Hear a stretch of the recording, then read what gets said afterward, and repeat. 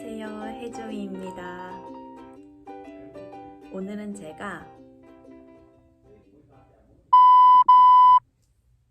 오늘은 캐나다 워홀에 대해서 이야기해 보려고 하고요. 제가 캐나다에 정착하게 된 계기는 워홀이었고요. 그래서 지금까지 계속 캐나다에 살고 있습니다. 캐나다 워홀 나이 제한도 늘리고 인원수도 늘렸다는 소식을 들어서 캐나다 워홀에 관심 있어 하시는 분들이 많아진 것 같아서 영상을 만들게 되었습니다. 예전에 캐나다 워홀을 하면서 느꼈던 것과 경험했던 것을 바탕으로 도움이 될 만한 것들에 대해서 이야기를 해보도록 할게요. 정리하다 보니까 길어져서 3편으로 나눠 찍게 되었는데 오늘은 워홀 가기 전에 점검해야 할 사항들에 대해 자세히 이야기해 볼게요. 워홀 가기 전에 점검해야 할 것 첫 번째, 영어 공부입니다. 어떤 워홀 영상을 보든 하나같이 얘기하는 게 영어인데요. 영어를 못하면 정말 불편하고 힘든 건 사실입니다.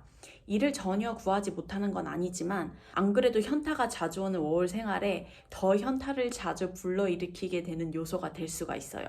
그래서 오기 전에 영어 공부를 할 때 영어 공부한 거를 써먹어야겠다는 생각으로 오는 게 워홀 생활을 더욱 풍부하게 즐길 수 있게 됩니다. 공부를 하고 와도 처음에는 진짜 안 들리고 말도 안 나와서 당황하는데 공부마저 안 하고 오면 정말 힘듭니다.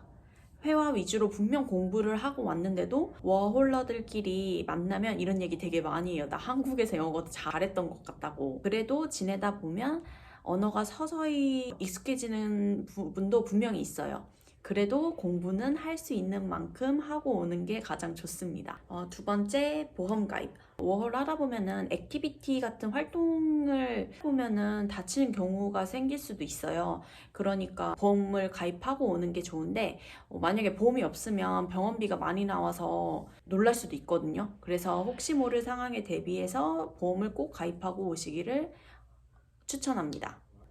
세 번째, 워홀 카페를 읽어보기. 최근에 워홀 마친 사람들 글을 추천합니다. 내가 가려고 하는 도시 생활 및 변화를 미리 알고 가는 것이 굉장히 도움이 되고 중요하다고 생각해요.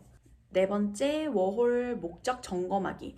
아마 이 이야기가 가장 길어질 것 같은데요. 워홀 카페 가면은 되게 많이 있는 얘기가 3마리 토끼에 대한 얘기가 되게 많아요. 그 3마리 토끼란 언어, 영어, 그리고 경험, 여행 및 외국인 친구 사귀기. 세 번째, 돈 모으기. 이렇게 3마리 토끼를 말하는데요.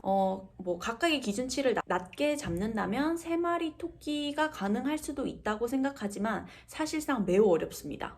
갓생러가 와도 3마리 토끼는 잡기 힘든 목표라고 생각을 해요. 3마리 토끼에 대한 저의 개인적인 경험을 통한 의견을 말해보자면 워홀은 경험이 먼저이지 돈이 먼저 될 수 없는 프로그램이라고 생각합니다. 워홀 생활에서 돈이 진짜 물론 중요하긴 해요. 해외 나와 살면 숨만 쉬어도 돈이 숭숭 물 새듯이 쭉쭉 빠져나가거든요.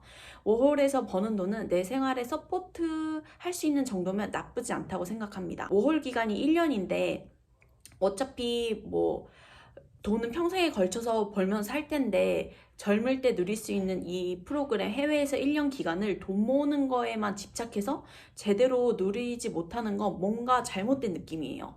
워홀에서 누리고 경험할 수 있는 것들을 다 하고 알뜰살뜰하게 또 모아서 나머지 돈을 가져간다면 정말 박수 쳐드리고 싶어요.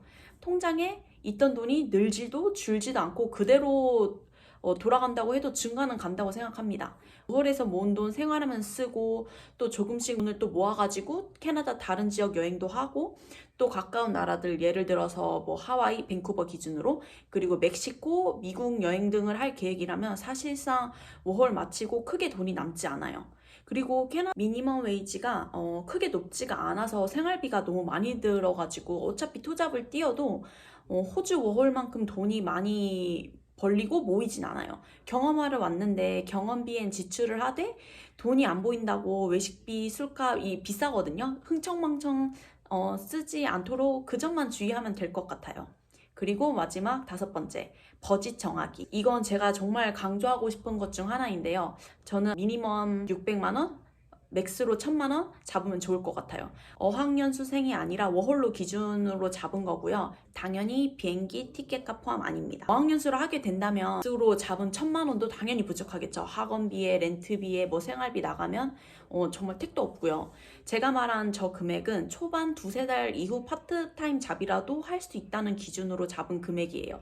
돈 때문에 심적으로 쪼달리는 불상사를 막기 위해서 돈을 너무 적지 않게 준비해 놓는 건 중요한 것 같아요. 최소 2-3달은 일 없이 마음 편하게 버틸 수 있는 돈이 준비가 되어 있어야 한다고 생각해요. 초반에 적응 기간도 필요하고 또 초반에 이런저런 활동을 하다 보면 친구들이 생기는데 그 친구들과 또 여기저기 놀러 다니다 보면 생각보다 돈이 되게 빨리 떨어지게 되더라고요. 영어 공부만큼 돈도 어느 정도 준비되어 있어야 된다고 생각해요. 영상을 마치기 전에 마지막으로 2가지를 얘기하고 싶은 게 있어요. 일단 워홀은 내가 살던 환경이 완전히 바뀌는 거라서 생각보다 감정이 휘몰아치고 현타가 올 때가 많아요. 그래서 워홀 가지 마세요라는 글과 영상들을 종종 볼 수 있는데 사실 워홀을 마치고 어느 정도 시간이 지난 후에 되돌아보면 그리 나쁘지 않았다. 다만 준비가 되어 있지 않았다라는 후기를 종종 볼 수 있습니다. 20-30대의 1년이라는 시간의 가치는 꽤 큰데 한국에서 있을 1년보다 과연 이 시간이 가치가 있는가를 꼭 생각해 봐야 해요. 그리고 2번째는 워홀과 캐나다 정착은 반드시 분리해서 생각해야 된다고 저는 개인적으로 생각해요.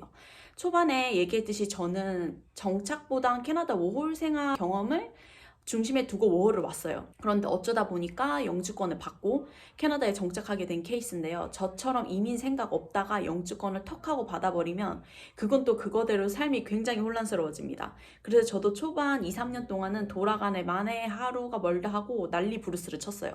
영주권은 쉽게 받았는데 그거와는 별개로 정착에 대해 확신이 없어서 심적으로 고생을 꽤 한 케이스라고 저는 말하고 싶어요. 다음 비디오는 이어서 워홀의 장단점 그리고 워홀 와서 하면 좋은 활동들, 워홀 최적의 시기에 대한 주제로 영상을 만들어서 업로드하도록 하겠습니다.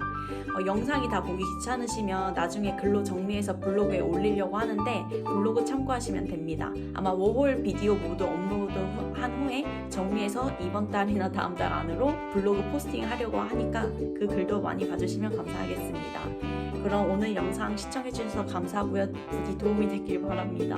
감사합니다.